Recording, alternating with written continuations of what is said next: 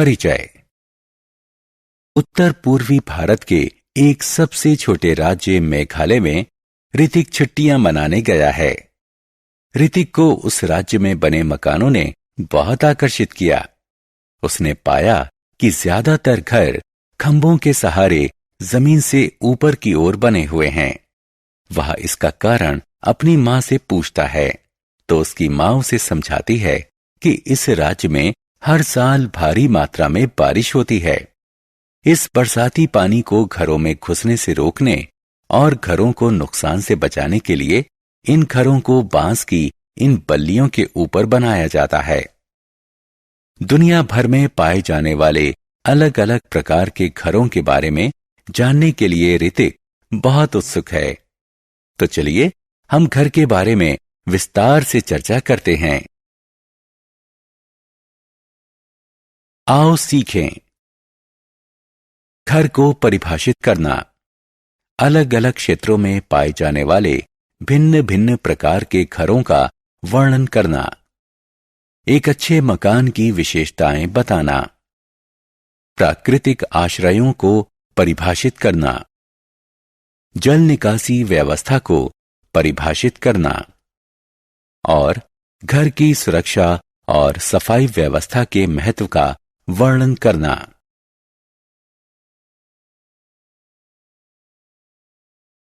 मकान। मकान किसे कहते हैं? मकान एक इमारत या स्थान होता है जहां लोग अपने परिवार के साथ रहते हैं। हिमाच्छादित क्षेत्रों में घर। अलग अलग स्थानों के घरों में अलग अलग अंतर होते हैं।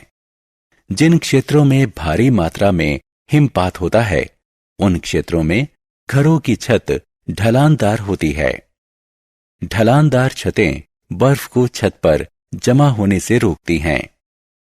ग्रीनलैंड, अंटार्कटिका आदि जैसे क्षेत्र जो साल भर बर्फ से ढके रहते हैं, यहां लोग विशेष प्रकार के घरों में रहते हैं जो इग्लू के नाम से जाने जाते हैं।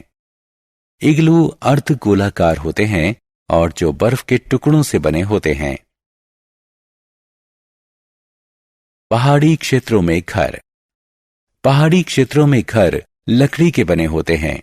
यहां भी घरों की छत ढलानदार होती है क्योंकि यहां पर भारी मात्रा में बारिश और हिमपात होता है।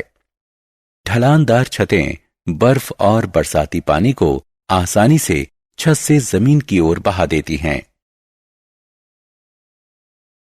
बरसाती इलाकों में घर।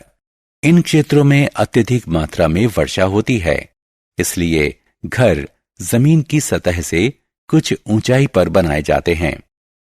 इन घरों को बांस के बने हुए खंभों का सहारा दिया जाता है जिन्हें स्टिल्ट कहते हैं। इसलिए इन घरों को स्टिल्ट हाउसेस कहते हैं।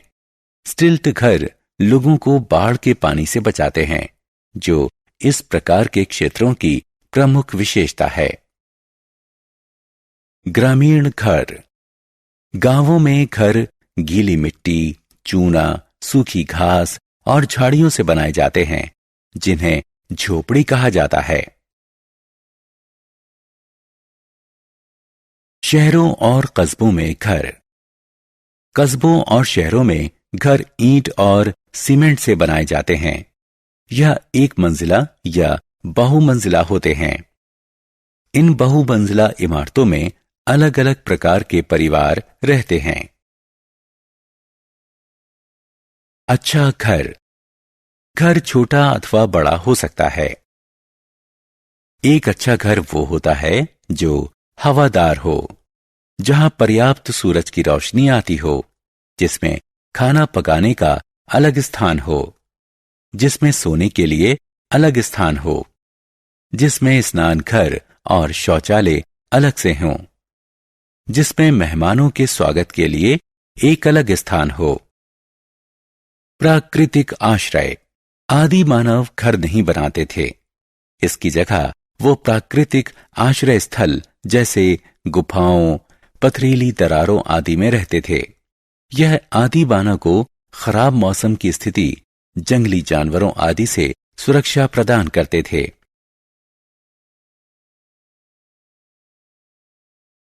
जल निष्कासन।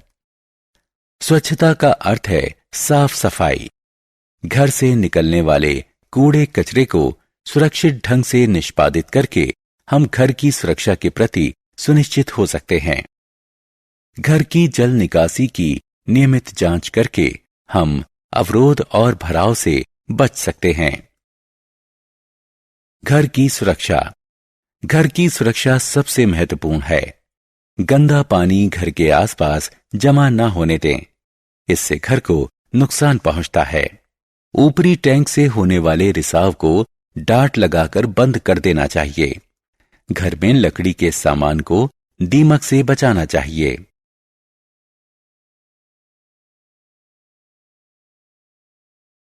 हमने क्या चर्चा की?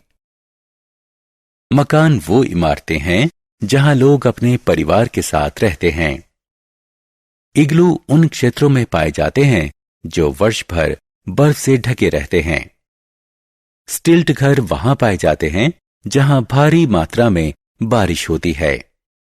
गांव में घर गीली मिट्टी, चूना, सूखी घास और झाड़ियों से बनाए जाते हैं, जिन्हें झोपड़ी कहते हैं। शहरों और कस्बों में मकान ईंट और सीमेंट से बनाते हैं। आदि मानव गुफाओं और चट्टानों की दरारों में रहते थे, जिन्हें प्राकृतिक आश्रय कहते हैं।